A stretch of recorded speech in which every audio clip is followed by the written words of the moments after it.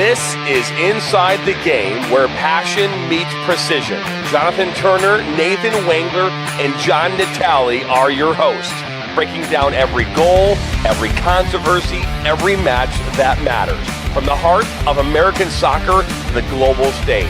No fluff, just football. Weekdays at 9 a.m. live on YouTube, Roku TV, Facebook, Twitter, and all listening platforms.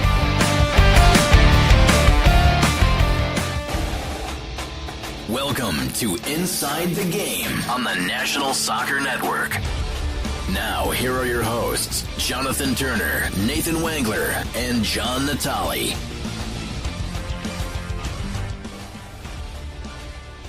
Good morning, good morning, good morning. It is Wednesday. It is May 24th. It is episode number 89. It's Inside the Game. I'm Jonathan Turner alongside John Natale. Nathan Wengler is on assignment. And we're also joined with the public address announcer of the Chicago Fire, Tim Sinclair. And Tim, we are happy to have you along here today, and we appreciate you stopping by. I appreciate being asked. Thanks for having me. Looking forward to it. Before we just Chicago Fire, can we get all the accolades out so people know? Well, I figured we could kind of lead into that. I mean, I could be like, hey, Tim, why don't you tell us more about yourself? Well, that's what I want. That's what I want. I don't even want to talk today. You can kick me off the screen for all that matter. All right. So anyways, Tim. Done. Asking you shall receive. Well played. Well played. I do have access to the button. I know. So Tim, why don't you tell us more about, other than just the fact that you are also the public address announcer for the Chicago Fire? Yeah, I've been doing that for 12 seasons now, which is kind of hard to believe, but also the PA voice of the Chicago Bulls, Chicago Bears, now Chicago Union in Ultimate Frisbee, which ought to be fun. Looking forward to that. Illinois basketball, and then I get the opportunity to do a variety of other one-off engagements each year, Big Ten football championship game, NBA All-Star weekend, a few other things like that. So it's my full-time gig when you piece it all together. I say I work 1099 to 5. So it's I'm lucky and blessed and fortunate, and love my job. So also one of the, how many was it, 4, Tim, in the bubble during COVID year for NBA? Yeah, I was in the bubble with the NBA for 7 or 8 weeks, and then literally left the bubble, hopped in a rental car, drove across the state, and jumped into the WNBA bubble for 4 to 6 weeks right before, and I flew home the day before my first Bears game. So that was quite the summer. So we want to get into this, and we had this great conversation yesterday. We've had a lot of conversations about U.S. Open Soccer and U.S. Open Cup. And before we dive into that, I know that everybody's looking to break into the business, right? There are a lot of broadcasters out there, commentators, play-by-play, you name it. They're all looking for an opportunity to do what it is that you do each and every night that you step in front of a microphone. There's a lot of them that are sitting at home right now, maybe watching this or are seeing the things that we do. What would be your, message to the younger version of yourself, knowing what you know now and knowing what it takes to get to where you are? What would be your message to the younger version of yourself? Yeah, a couple of things. One, in professional, like top tier baseball, basketball, football, soccer, hockey, there are like 130 PA opportunities total in the United States. That's not many. There are way more opportunities to play professional basketball or play professional football than to be the PA voice for any one of those teams. So it's hard. And some people, there's a handful of us who have 2 or 3 of those 130. So I bring that up only to say, don't let the rarity of someone getting to that level discourage you from doing something you love. That being an NBA guy or an NFL guy or MLS guy is not the only way to be successful. There are all sorts of opportunities at high school, college, and pro and semi-pro levels that you can do and make an impact on a team and on a city and on fans. So I'll start with that. The second thing I would say is kind of three parts, and this works really for any job, but especially in what we do, is ability, availability, humility. And if you can have those three things, you'll get a long way. Ability, be really good at what you do and work hard to get better. Availability, when someone asks you to work, make sacrifices to do that. Time, energy, money sometimes to go take opportunities, because opportunities lead to more opportunities. And then humility. Nobody wants to work with a diva. Nobody wants to have to roll their eyes when they need to call you, because they know it's going to be more work on their part to keep you happy and to accommodate all the things you need. I pride myself on showing up to an event, any event, with a pen. That's all I need. Let's do it. And offer to help, write scripts, move chairs, run cable, like whatever you need to do once you get there, like do it. You're there, might as well help.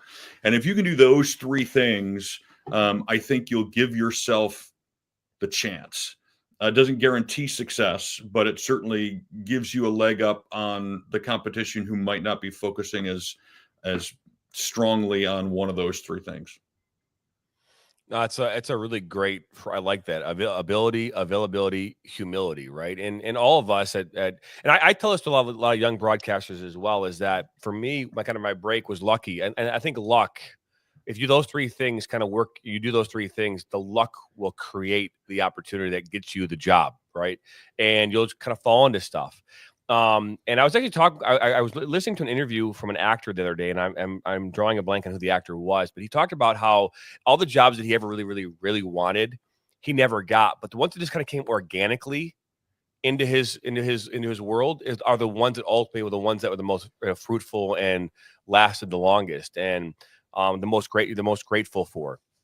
Do you think that that's a true thing to say as well? Like, do you feel like the ones that you really want can be like this thing that it can weigh on you and cause you to hold you back, but then these ones show up and you're like, oh my gosh, look how great this is.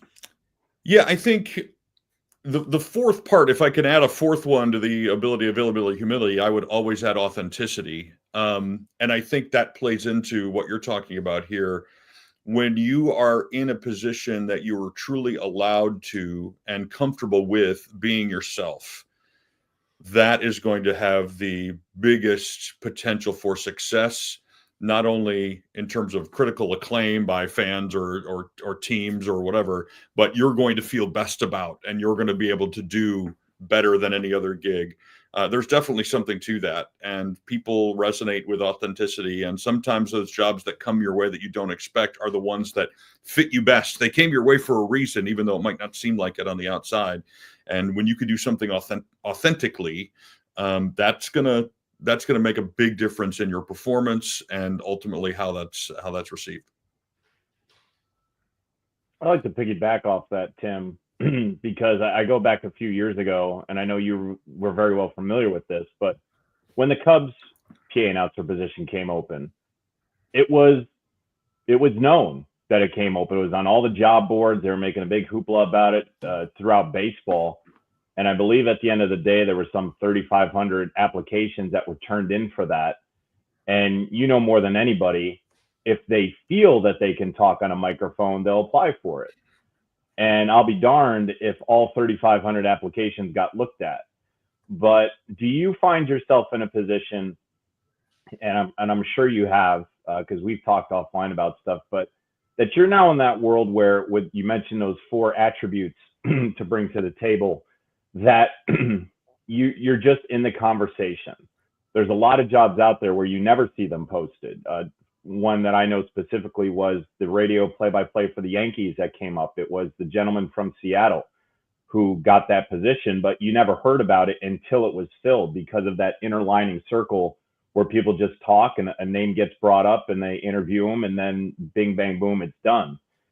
Do you find that kind of, I would have to say so, that in the world that you're in, that's just how it happens because of the talent needed, and they kind of know that the pool shrinks considerably, where you don't have the guy who was at the pub the other night drinking 6 of them and then says to the karaoke guy, hey, let me talk into your microphone, right, so I can say something, just because I know how to talk into a microphone, as to where you're practiced, you're polished, and you're doing all these great things to say, if the White Sox did need a full-time PA announcer, that they could say, well, man, why don't we just see what Tim's up to? He's doing it with the Bulls, the Bears, the Union, the Fire, Illinois.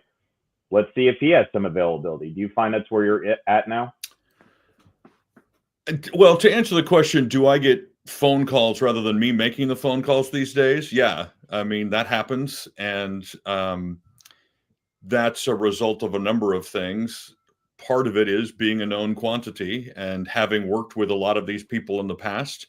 And that's when the ability is known. People can hear me whenever they want in the city. The availability, it just takes a phone call, and then they know, again, in theory, having worked with me, will know what I'm like to work with.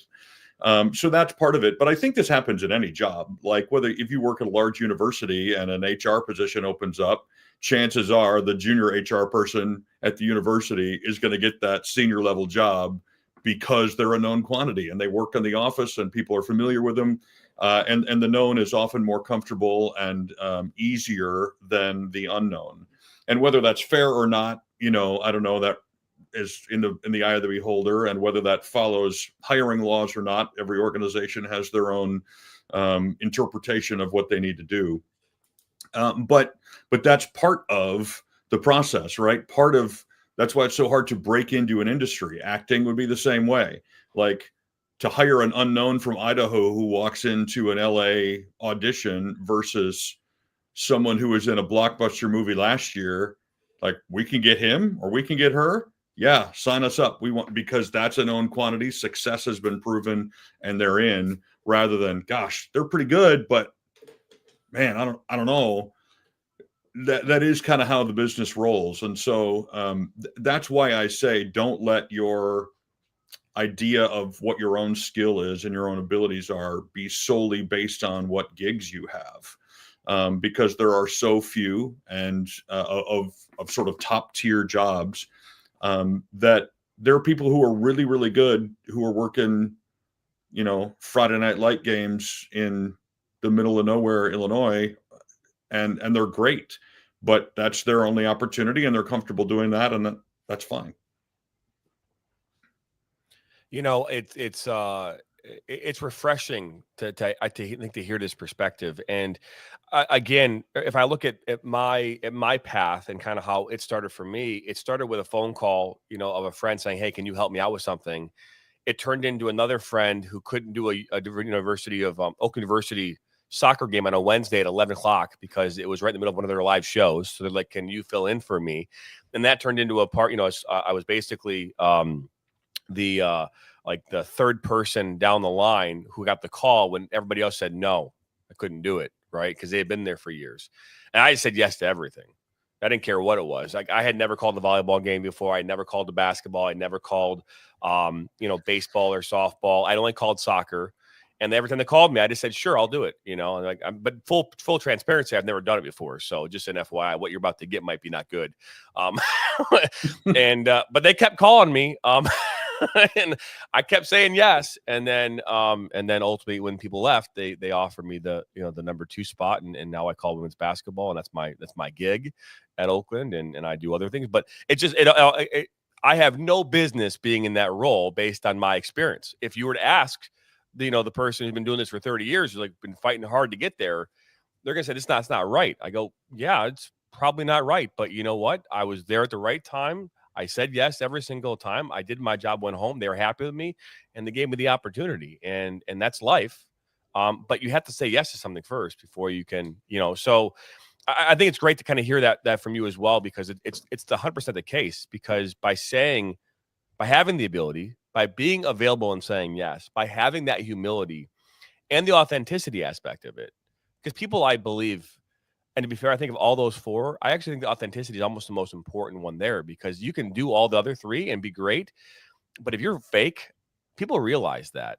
You can tell, and I'm curious your thoughts on that, because I'm assuming, as in your position, you have a lot of commentators and public address announcers who are up and coming saying, "Hey, how do you handle this? Do you change your voice? Do you do things differently?" And I would obviously want you to answer that question, because I'm sure the answer is already what I know it is. But Yeah, Curious. the authenticity piece, I agree, is overarchingly the most important because I if someone senses I'm a paid cheerleader or a voiceover guy that the Bulls or the Bears or the Fire hire to falsely hype up the crowd, no one wants to be told what to do when they don't want to do it. And so I never ever want to come across that way. And so a 3-point call when you're down 2 in the fourth quarter is different than that at exact same time in the game when you're down 25. Like I don't have the same energy. I don't have the same volume. I shouldn't, because it would be fake if I did. Now there are guardrails. I mean, there are certain things I can and can't do on the microphone, but in general, I want to reflect what the crowd is or maybe should be feeling in any given moment. And that has to come from an authentic place. The other thing I don't do, and I get this question a lot, is do you practice starting lineup names? Like, are you in the shower going DeMar DeRozan, DeMar DeRozan, DeMar DeRozan? Like, no, I don't. And for that very reason, like, I don't want to have manufactured some call that in my head I think, ooh, people are going to love this, and then I get out there and I just bang it into the ground because people should love this. I've decided I want it to come out of my mouth in that moment in the way that I'm feeling it. And then I kind of judge how it went over. Was it authentic? Did the crowd react to that? Like, how did all that happen? And I do some of the voice work for 2K for the Bulls and some for the Pacers in the video games. And you can hear it. If you listen to the year before DeMar DeRozan was on the Bulls, my excited DeMar DeRozan was just DeMar DeRozan or whatever it was. After he came to the Bulls and was with us for a few weeks, his name grew organically into DeMar DeRozan. And that was not practiced. It was just he hit a big shot, that came out of my mouth, and that became his call. Same with Ayo Dosunmu. I called him for 3 years in college and now 5 years in the NBA, going on 5. And his was very normal until one day at Illinois, he hit a shot to win a game, and I did Ayo Dosunmu. And that's his call. And now everybody in Chicago parrots that back to me. And so that's that authenticity piece that I think is important. Not that you can't practice, not that you can't try to develop things that are your own, but don't manufacture them. Don't create them because you think people are going to like them. Do them because it's you. And if people like it, you're great. If people don't, you can move on and keep trying something else. But that would be my 2 cents on that. Tim, you just brought up something, and it's the 2K thing. So with you in Chicago and the accolades that you've had, I mean, you've been extremely fortunate to do NBA All-Star games. You've done the bubble. You had that trip to India on a global span that you did. But just being in the NFL, just being a part of Major League Baseball, now with the UFA and University of Illinois, you think about the largest university by far in Illinois, but a huge Big Ten school, and it has some very big success in basketball.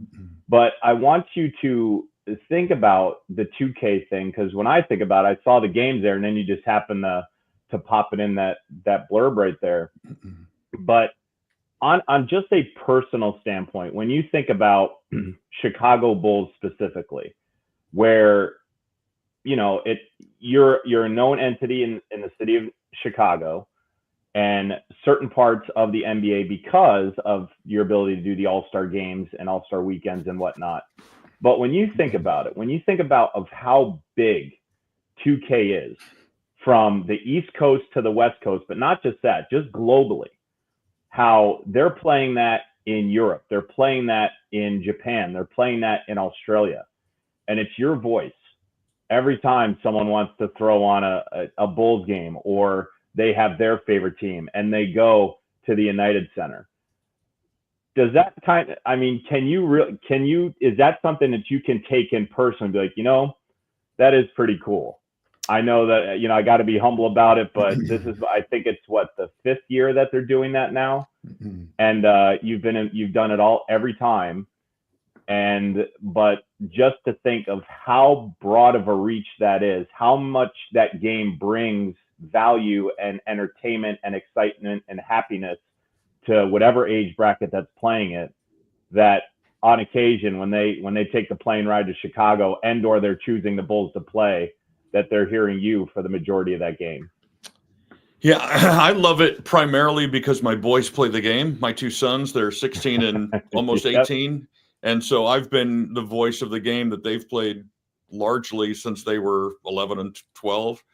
And so they and their friends get opportunities. They get copies of the game. My boys and I toured the 2K motion capture studios a couple of months ago in San Francisco. That nobody gets that tour, but because of my access, we got to. So I take the most pride in that they get to be. They're cool in and of their own right, for sure, but they get a little extra street cred with friends and stuff because of that. I don't often think about how many people are playing that game, but you notice when you're around that junior high and high school age kids that they're like, "No way, you're in 2K, that's amazing," or "I know you from 2K." That's a lot of fun, for sure. My other joy is just seeing behind the scenes and how it works and how they record it and what we have to do to make the game sound right. I love knowing the inner workings of things like that. The same was true of the State Farm commercial that I was in last year, getting to see how that went together, like being on a Hollywood set and all the people involved and how many takes they do and how they piece it together. That is far cooler to me than actually the finished product. I love getting to see all those behind the scenes things. So, again, fortunate and thankful, and don't take any of it for granted. Oh, just to let you know, I'm 17-2 against the Bulls, and you know who I'm using. I don't have to tell you, but I am 17-2 against the Bulls. I think it gets you upset on the game when you have to call Donovan Mitchell's name a lot, or Evan Mobley or Jared Allen. Just don't play him in a playoff series. You guys have struggled. No, don't. All right. End of basketball conversation now. JT, get into soccer. Let's go. Basketball's over. I'm done. The one thing I wanted to just ask you, because what you said about how you don't, practice, the names, I'm not in the shower, that probably an anomaly in this industry, right? I would imagine that vast majority of people are practicing, the pronunciation. I'm not saying, and I want to make sure I elaborate on that because I think it's important. You're just saying I'm not going in and trying to figure out how I want to my cadence. I want to make sure I pronounce it right. So are you practicing that prior to, or are you just kind of like, no, I'm gonna wing it? Because it sounds like you almost wing how you feel a name. Yeah, I want to say the name correctly. So and this is another thing, it's probably not one we want to completely get into. I want to say it correctly in English. I'm not one who's like, I'm going to pretend I'm a native speaker from Serbia or Mexico or wherever. There are people who try to do that. God bless them. But again, to me, that's inauthentic. If I had introduced Bastian Schweinsteiger when he played for the Fire, I would have sounded ridiculous. Like, that's how they say it in Germany, but I am not German, and we are not in Germany. So it's Bastian Schweinsteiger. It's the American pronunciation of his last name. So with that said, I want to say things correctly in English. I will ask the players directly or PR staff and make sure I've got the emphasis on the right syllable, ah versus e, or whatever it is, to make sure I'm correct. But it's the cadence and the style with which their name comes out of my mouth in excited moments or starting lineups that I don't rehearse.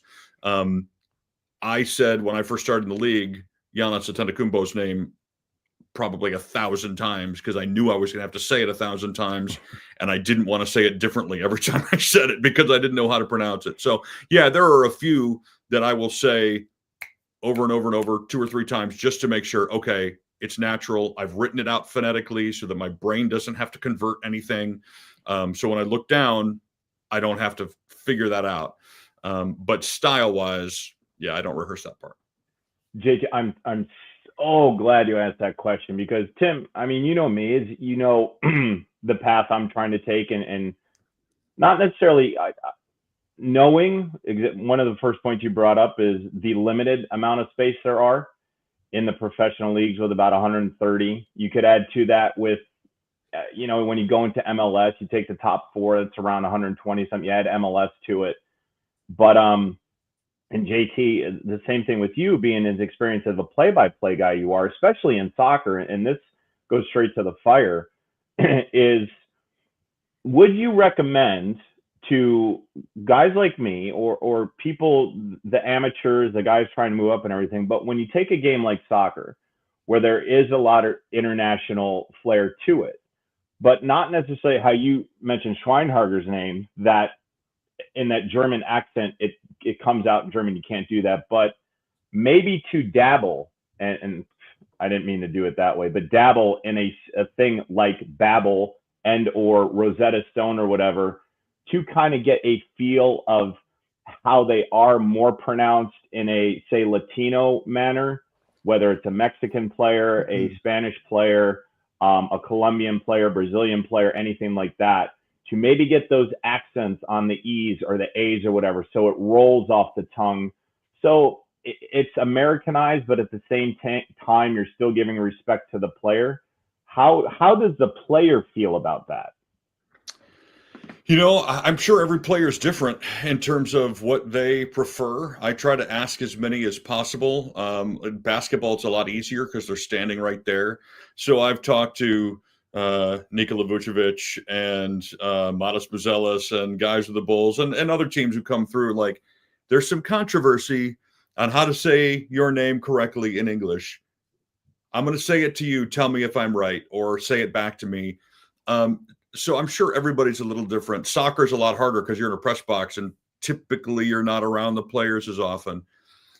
I would say to do whatever it takes to get the name right. And if that's something you struggle with and Rosetta Stone or whatever is helpful, then great. But again, I don't think there's a big need for single language English speakers to pretend that they know how to speak Spanish or German or whatever. Get it right in English, and I think you're good. I think everybody who's come to the United States from another country understands that we're saying their name in English, and we want to get, again, the vowels and consonants right and the emphasis right. But I would never expect a Frenchman, if I went to Paris, to say my name in a perfect American accent. When I go to South America, I'm Tim. Yeah, that's Tim. When you say it, when you speak Spanish, you say Tim. That's fine. I would never ask them to say it differently. That's great. That's how I would expect to be introduced. So everybody's different on that. There are guys who vehemently disagree with me, and I get that. But that's my perspective. And it's a great one, because I try to tell this to our broadcasters in our world, and our world is vastly different than that of the professional world. And we deal with professional teams too. So I don't want to say it's all of it, but I mean, in a lot of cases, we assign a game. Let's say, for example, John Natale gets a game scheduled for a Wednesday night, and he's going to have the roster for that team maybe an hour before the game, right. Maybe. Right. And to be fair, that roster may or may not have numbers on it. Right. So, and the numbers that we do ultimately get are probably wrong.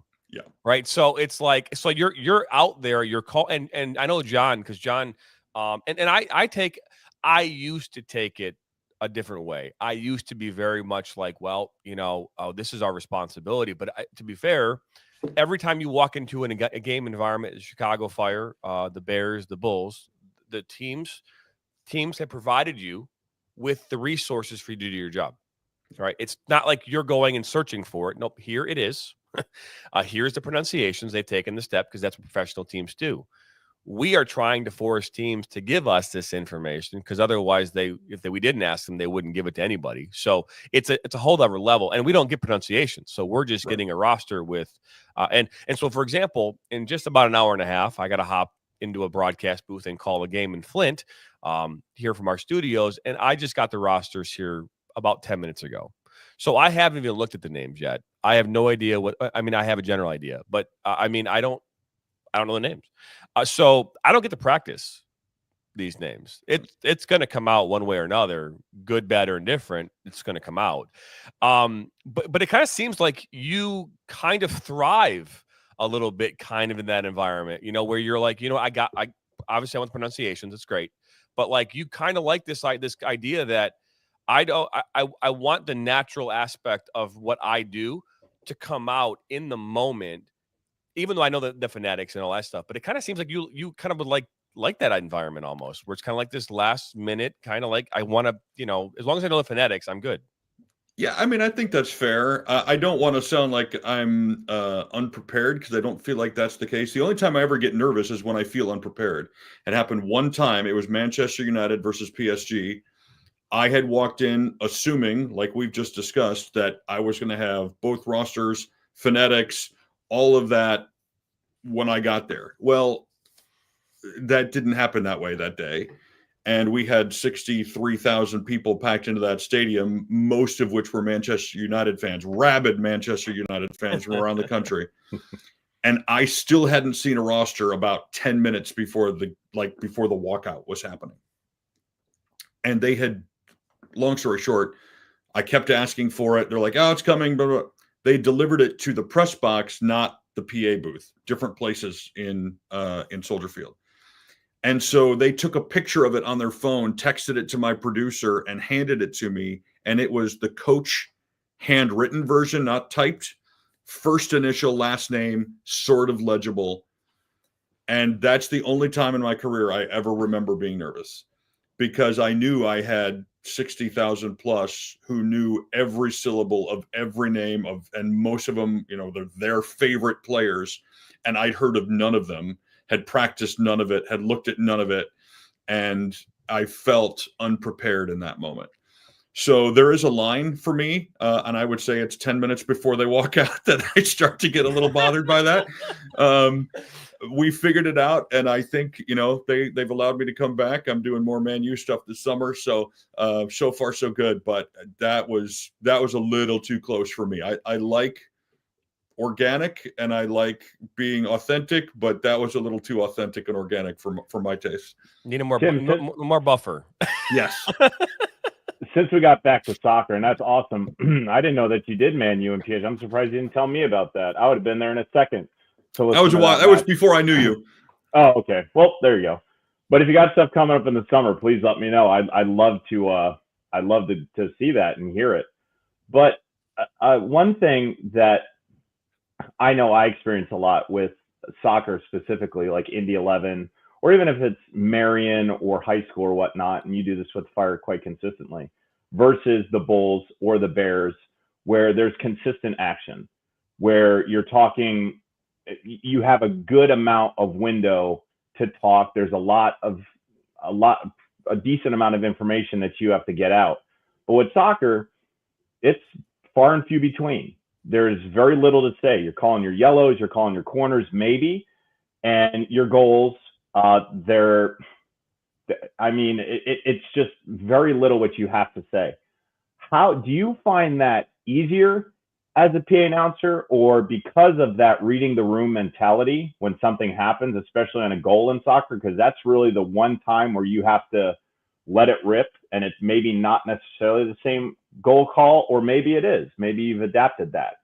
But because of the pace of the game, do you find it easier that there's not that much more to say, or harder because you have to find ways to stay frosty from when that rare moment happens in 90 minutes that you have to make that call on a 1-0 goal or the equalizer or something like that? Which one do you find more difficult? I mean, soccer is by far the easiest job I have. I'm not going to lie. It is right. It is a cakewalk from a PA perspective.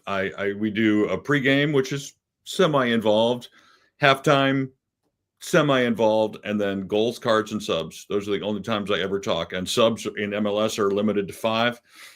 Goals are always fairly limited, and sometimes you won't have a yellow or red at all. And so there aren't very many spots. That, I guess it means you want to focus extra hard on getting it right, because if you screw up something of one of those, that's a large portion of what you've said during the game. But it's really a fairly simple thing compared to calling, and you've seen it, John, I'm sure you both have, like football.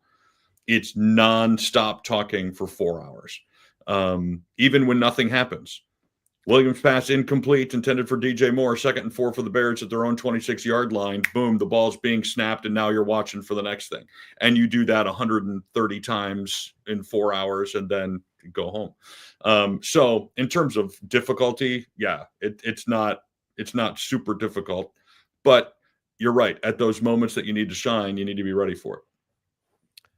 This is going to lead us into our discussion from yesterday, and it got pretty heated yesterday because we had a Twitter comment that sparked a conversation about U.S. Open Cup, and more importantly about whether or not anyone even cares about U.S. Open Cup. And again, I know that you're in a unique position where you even just talked about, hey, soccer's my easiest gig, and when you're not doing soccer, you're probably paying attention to what you're doing that night, which might be basketball, might be, football, might be whatever else that you got going on, obviously recording for 2K Sports and NBA. So, I mean, there's a lot going on in your world. So my question for you is this. The U.S. Open Cup, first off, are you familiar with it? Yes. Okay. I've probably called 20 U.S. Open Cup games in my career so far. So yeah, I'm familiar with it to that aspect anyway.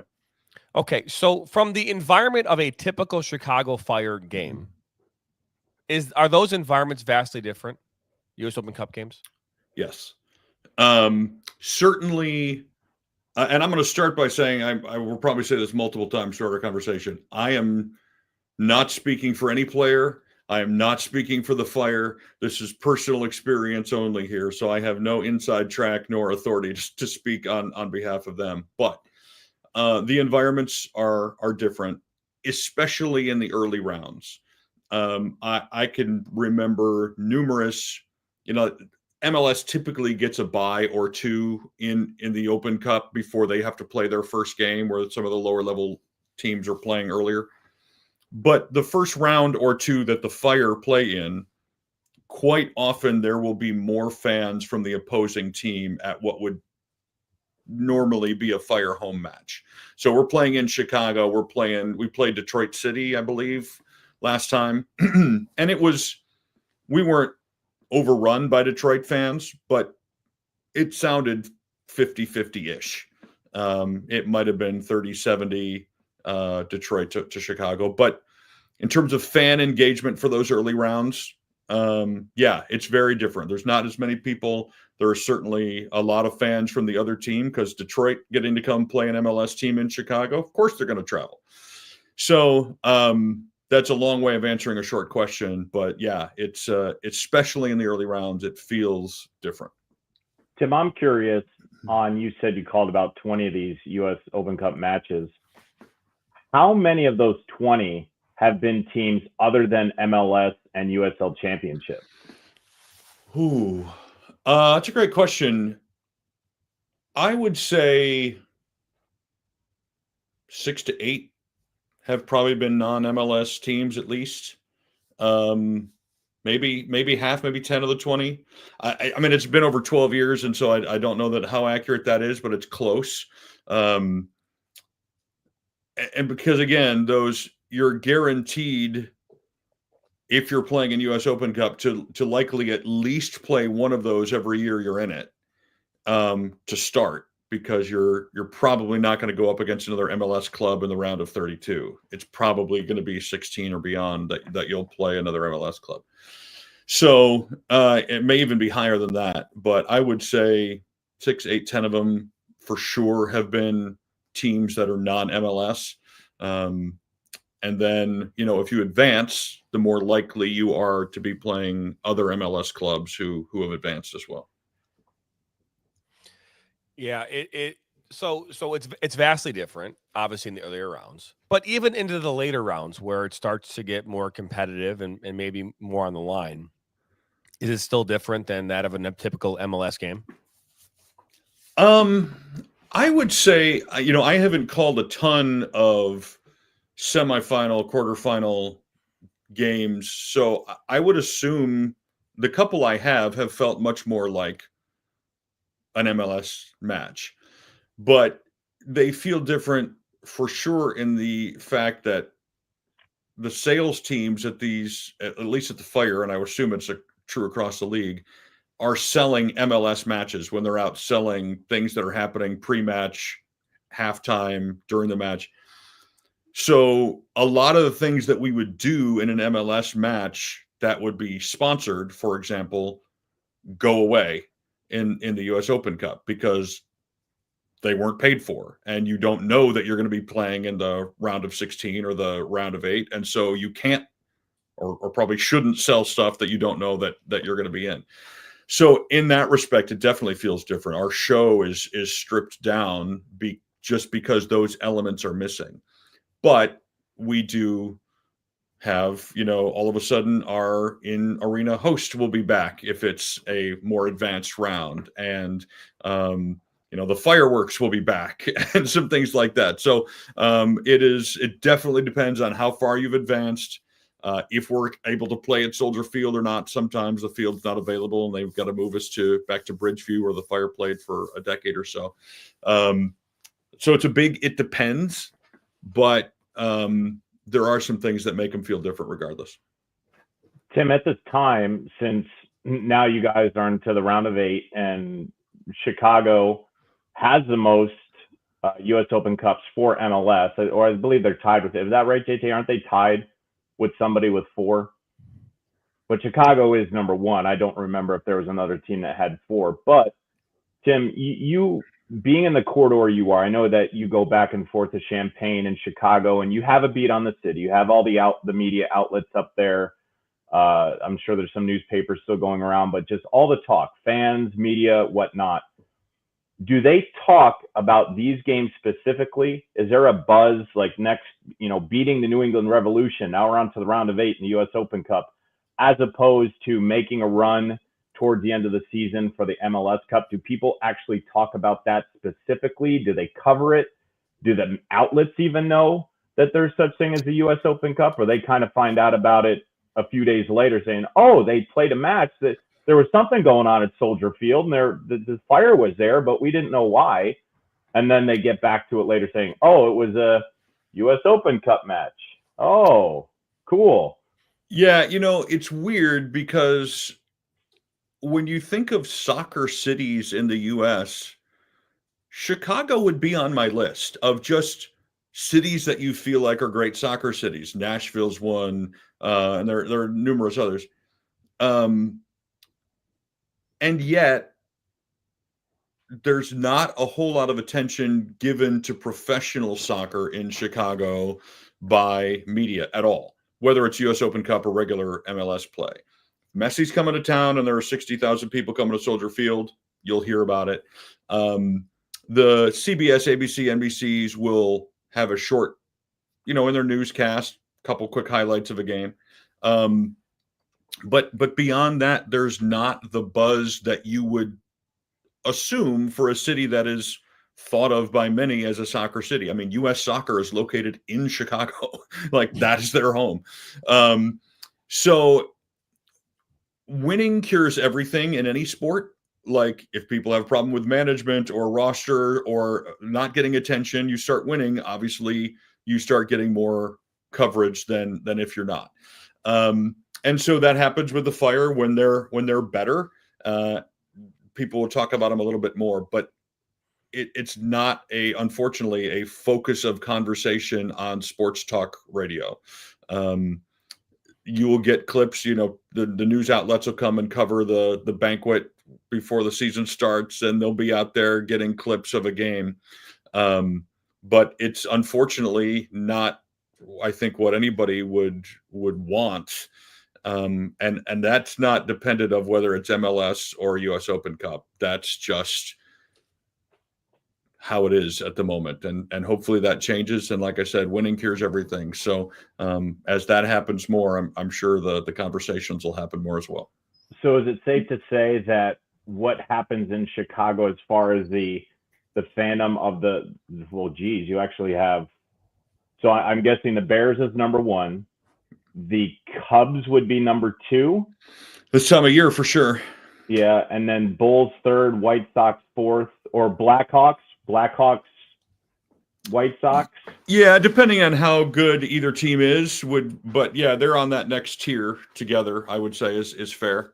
But would you say that even indicative of the Fire's success, that they're the lowest on it, even though the revenue, everything like that is good, but as far as the actual fan base is concerned, would you say that regardless of how the other 5 teams are doing, that the Fire are on the bottom of that totem pole? Anecdotally, yes. I mean, I don't have any way to measure it for sure.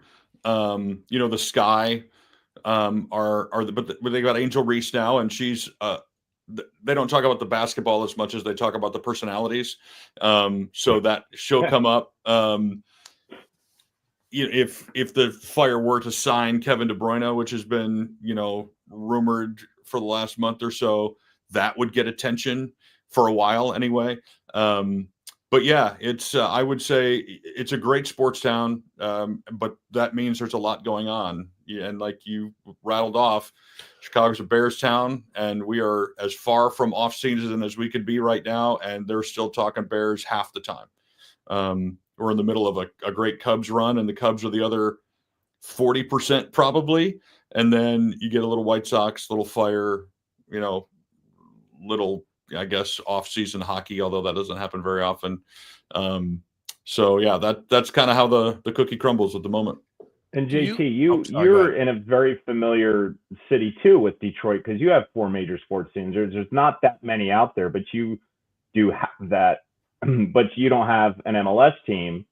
So where would Detroit City FC fall into that? Because that's the highest level of professional soccer in Michigan, correct? Yes. USL Championship is the highest for soccer in Michigan. The local news has done a better job in recent years of getting Detroit City some exposure and some media, and so I applaud them. But at the same time, I mean, we aren't not the same size as Chicago or New York. To be fair, those are huge markets. I think Chicago has 8 million people. Something like that. Well, media-wise, New York is 1, Chicago's 3. I think Detroit is 10th, I believe. Yeah. I mean, and to be fair, I think we're a distant 10th. So, far, but again, I mean, it's a different environment. But I was going to ask this question because I think it's important to ask. A lot of your media is still to this day, right now in this moment, are still probably veteran broadcasters, right? People have been doing this for 20 and 30 years. Right. I mean, the newer broadcaster making their way up, maybe has a different outlook on sports. Maybe that will help generationally as we kind of continue on this path with soccer. That maybe as the tides start to turn a little bit, we'll start to see some of the broadcasting world and the media start to kind of get more involved, because again, right now, who's watching the local news in the first place? Who's listening to it, right? Right, who's watching, who's listening, who's tuning in? It's podcasts. It's the radio shows of yesterday are not the radio shows that are going to be successful tomorrow, right? So it's like, what do we want to consume? And we all consume things in new ways, and so it's really kind of a cool and interesting thing. The reality is that we all lean to the major media markets to say that's the benchmark. Right. That's like the litmus test, and you even talked about it, Tim. It's like the major media in Chicago does not cover soccer, right? It's like down here somewhere. But so what ends up having to happen is they have to change the way they do business, and unfortunately that may never happen. I don't know, but the thing that I want to talk about now, which I think is really, really important, is we talk about soccer in this country. Because in the standpoint of that, most of the average fan goes to a soccer game not because they understand the game of soccer, but because they love the environment that soccer will bring, right? It's a vastly different environment than going to a Bears game or going to a Bulls game. The things that happen in a soccer game, chants, things like that. I mean, yeah, you get your waves and things, but I mean, the things that happen in a soccer environment at the Major League Soccer level, very different environment than that of a Bears game. Would you agree with me on that, Tim? Yeah, I'd say that's true. And I will say your point about going for the environment more so than the game. I mean, that kept the Cubs in business for 100 years. you went because Wrigley was a cool place to go and it was a nice day and you could hang out and drink with your friends. And the fact that there was baseball being played, cool. That's why everybody's kind of getting together. And I know it's for a different reason with soccer, but it's the same premise of you go because the atmosphere is cool. And then the game is kind of an added bonus. And which kind of leads, and that's why I say, and I mean this to no disrespect to the Detroit City FC fans and all that. I joke around about this a lot because the Northern Guard is the supporter group of Detroit City FC, and if I were to go and poll all 7,000 or however many members of that fan group, how many of them actually know the laws of the game? Even know how what a 4-4-2 really mean, what it means, and all that kind of stuff. Formation wise, I'm going to get vastly different answers, and I don't think anyone's going to be on the same page. And it's not because they don't know their team, but they don't know soccer, but they love going to a soccer game. They love what that community, that and again, I think that's a vastly different thing than in like your NFL, your Major League Baseball fan group, because there's this community aspect of soccer that you don't get in other sports. And it is a driving force in how these supporter groups actually function in these environments. And the reason why I bring this up is because no one wants to go to an empty stadium. All right. If you were sitting here and telling me that there's a game tonight and it's raining outside, and obviously we're all fair weather fans, most of us might be. I don't think that football fans are fair weather fans. I think football fans will just go out in anything, and they don't care how much clothes they're wearing along the way. They'll just, they don't care. But the average soccer fan's not going to go sit in the rain and watch a soccer game at Soldier Field. They're just not going to do it. Now, the diehard community-based fan supporter loves their team, wants to go hang out with all their community friends in this environment, in their fan zone, are going to go, and they're going to be there, and they'll be all riled up. But there'll be the 3,000 that are there, and there's 17,000 empty seats across the stadium because they're there for that. So my question for you is this: is how can we in this country get more people to soccer games that aren't just there for this environment, but are there to watch soccer, are there to watch what's happening on the field? Because as much as people go to a football game to be in the stadium, they go there to watch football, right? Most people go to watch a baseball game because they actually want to watch a baseball game. And I would say the same thing is true about basketball. Now, there's environments in there and stuff like that, but I feel like soccer is a different environment, and people don't necessarily go there to watch soccer. They go there to be a part of this thing. And I'm just curious if your thoughts on that and if you can elaborate. Yeah, it's a tough question to answer. And obviously, I think if I had the answer, I'd be being hired by a lot of soccer clubs around the country trying to help them out. Because I feel like I have seen stats that say the most common sport played by youth in this country is soccer and baseball. Correct. It feels like kids should sort of be naturally predisposed based on what they played as kids to want to go see that at a higher level. Apparently that's not true. And I feel like the answer might start there, and trying to figure out why that is. Like, I played basketball as a kid. That was the sport I played. And so that's the one I'm most likely to pay attention to beyond my jobs. If I have time to watch something, it's probably going to be basketball that I find the time to do, because that was my affiliation as a kid.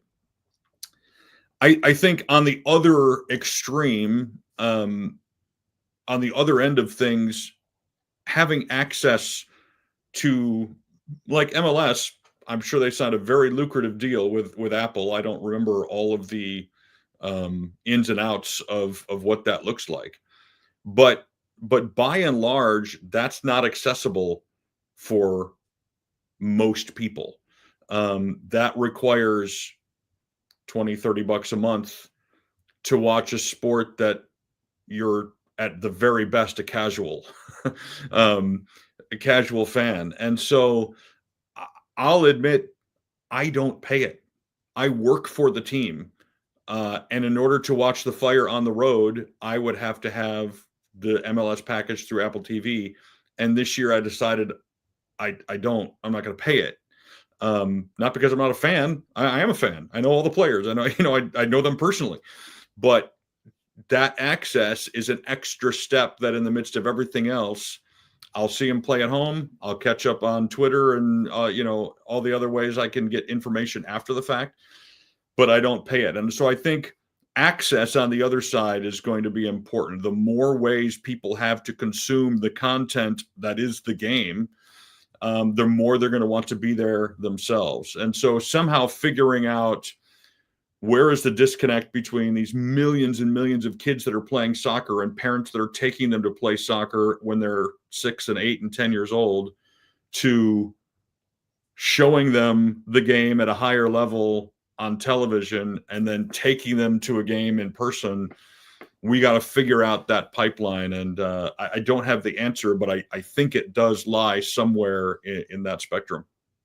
10 years, $2.5 billion. MLS and Apple TV. There you go. And Messi only got like half of that amount coming directly to him. Well, it's still, and we've talked about this quite a bit on this show, Tim, is we've found out that the broadband of U.S. soccer athletes here and how little appeal that they have. It's not back in the days your Tim Morgans or your Landon Donovans or anything like that. Now it is, first it was Beckham and then Messi. And then you have all these international players who are on the tail end of their career overseas, come over here, and it's a rejuvenation of sorts. But a Messi here in the MLS is still a bad Messi over in Europe. And it's, again, one of those things where where's the marketable side of U.S. soccer here? So when you've brought up Messi twice now, and that just kind of goes to show you that we're just so far behind as far as our marketing and solicitation of U.S. soccer, trying to brand these players, trying to brand these leagues, trying to brand even MLS for that matter with homegrown talent. JT, I know you said you had one more question, so why don't you go ahead and we'll wrap this up. Yeah, my question is this, and again, it's the U.S. Open Cup conversation. We just talked about how soccer and the environment and maybe the casual fan and to be fair, I think parents are burnt out. I think when you're doing all of the things that you have going on in any given day in life, and soccer is one of those sports where it consumes your entire year, that the last thing that you want to do on a Saturday night is go watch a soccer game that you've already watched, for 3 practices, 3 games, and you're just, okay, we'll watch it on TV. If I could, So here's my question. Do you think that MLS teams should be, in fact, participating in the U.S. Open Cup? I think they should be if they want to be. I don't think they should be out of obligation. I don't think they should be like, hey, we're just going to throw our second string or beyond into a game, and if we win, great. If not, fine. We don't like, if you don't care, then don't care and don't play. If you want to win this thing, and like the Fire still talk about winning the double back in the day when they won the US Open Cup and the MLS Cup. That's a big thing, still gets talked about. If you want to do it, go do it. And put your best foot forward and go play. I think it's better with MLS clubs in it. You want the best in your country to play in it. And if you think people don't care about it now, take MLS teams out of it. Then people really aren't going to care, because then, so you got to put your best in. But if your best don't want to be there and it's obvious, then don't. If you want to say, hey, MLS is our focus, great. It's going to be your focus, and that's fine. But I do think there are clubs that care. I think the Fire are one of them. And if you do, go play, go win it. And if you don't, win it next year. No, that's we're going to try this, because every day I try this. I try to push this music in. Something happens to my voice. We're going to. Good. Oh. Over. It still does it? Yep. You're back. It's weird. But either way, we were happy that you stopped by, Tim. It was a great conversation this morning, and we appreciate you being a part of it. And thank you, John Natale, for helping us get Tim on the broadcast today. The voice of the Bears, the Bulls, the Fire, and I'm sure a bunch of others sprinkled in Union. there as well as We're good. Union, as well as on 2K and NBA 2K, which unbelievably cool. My son plays that Appreciate game it, too, so it's like Thanks for having me. unbelievably cool. Pleasure to be here. And Tim, That- Man U and Bournemouth, July 30th, Soldier Field. I'll be there.